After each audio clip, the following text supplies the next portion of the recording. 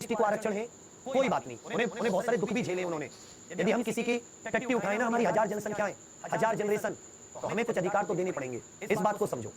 इस जैसे तुम ये भेद समझ गए ना कि उन पर बहुत ज्यादा अत्याचार हुआ है, मैं खुद जनरल हूं, मैं खुद ओबीसी हूं, बट मैं इस बात को समझता हूं, अपनी शिक्षा से मैंने बात जानी कि हमारे पूर्वजों ने गलत किया था, देयर वाज समथिंग रॉन्ग, हमने भेदभाव किया था। तो कम से कम अगर हम आज इस गलती को स्वीकारें, उन्हें गले से लगाएं, दिल से लगाएं, समाज में बराबरी का स्थान दें, एक दिन आरक्षण व्यवस्था अपने आप खत्म हो जाएगी। जबरदस्ती खत्म करोगे तो झगड़े होंगे आपस में। पहली बात, जिस दिन तुमने मन से जाति पाति हटा दी ना, आधा देश सुधर गया, तुम्हें अपनी एकता का एहसास हो गया, वहीं से भारत विश्व गुरु बनने की दशा में लग जाएगा। फिर आप ये नहीं करोगे इसकी सरकार ये जो अच्छा काम करेगा उसकी सरकार चुनोगे। सबसे पहले तो ये जो सिस्टम है ना कि प्रधानमंत्री बहुमत का बनता है, आपस में नेता मिलकर, ये खत्म होना चाहिए। अध्यक्षीय सरकार जैसे अमेरिका में होती है, डायरेक्ट प्रधानमंत्री का चुनाव करो, जो फैसला ले उसे फैसला लेने के लिए स्वतंत्र करो, और कुछ ऐसे बीच में तंत्र लगा दो कि अगर वो गलत फैसला लगे तो आप उसे वापस भी बुला सके। और ये हो सकता है आज के जमाने में, टेक्नोलॉजी ऐसी है।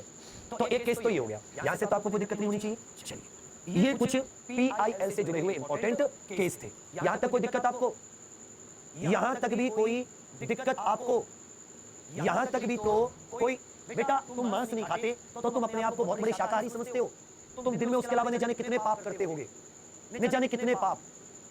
तो हर तरह की दुनिया है, यहाँ पे कोयल भी है, यहाँ पे कौवा भी है। कौवा की अपनी एक जिम्मेदारी है इकोसिस्टम में, कोयल की अपनी एक जिम्मेदारी है।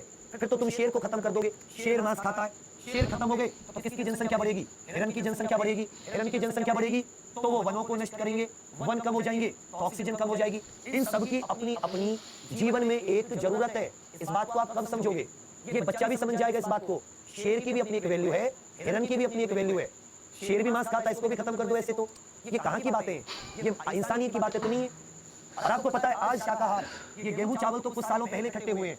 7500 साल पहले, मान लो 7500 साल पहले गेहूं का एक मेहरगढ़ नाम की जगह है बलूचिस्तान में, वहां पर प्रमाण मिला है बलूचिस्तान में। वहां से इंसान को पता चला मैं घास भी खा सकता हूँ, गेहूं को भी खा सकता हूँ। उससे पहले इंसान शिकारी हुआ करता था। तो आज से करोड़ों साल, लाखों साल पहले हमारे तुम्हारे पूर्वज बड़े बड़े जानवरों को मारकर खाते थे।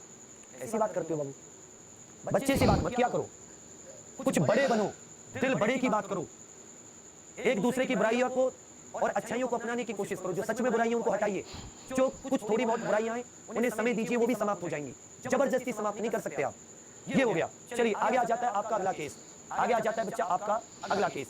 सेक्शन 377, सेक्शन 377 को ले लीजिए। सेक्शन 377, सेक्शन 377 इसे कहते हैं अप्राकृतिक यौन संबंध। अप्राकृतिक